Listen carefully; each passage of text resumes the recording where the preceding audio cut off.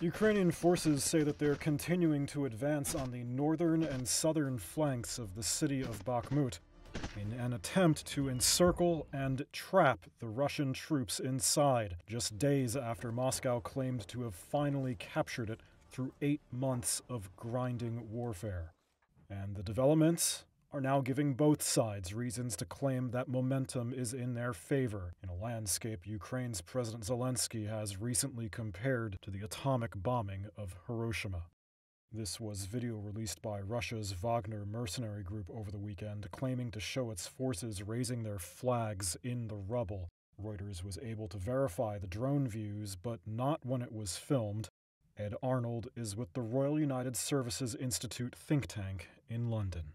It looks like Bakhmut is still contested, but ultimately speaking, you need to see the battle in a wider picture, that the Russians have pushed everything they had at it since August, and they've only just sort of captured the town.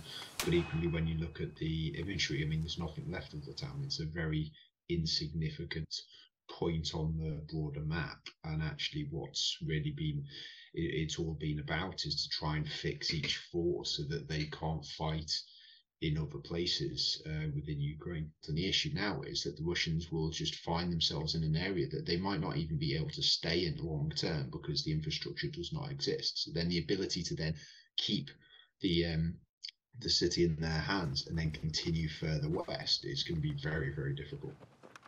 Meanwhile, in another mocking public statement against Russia's regular military establishment, the Wagner Group's head, Yevgeny Prigozhin, has repeated his vow to pull his mercenaries out of the city starting on May 25th, handing over control to government forces. He's accusing the military of abandoning the flanks even as his mercenaries advanced, which the defense ministry denies. The coming weeks will show just how much the massive losses of life in Bakhmut have impacted the wider war.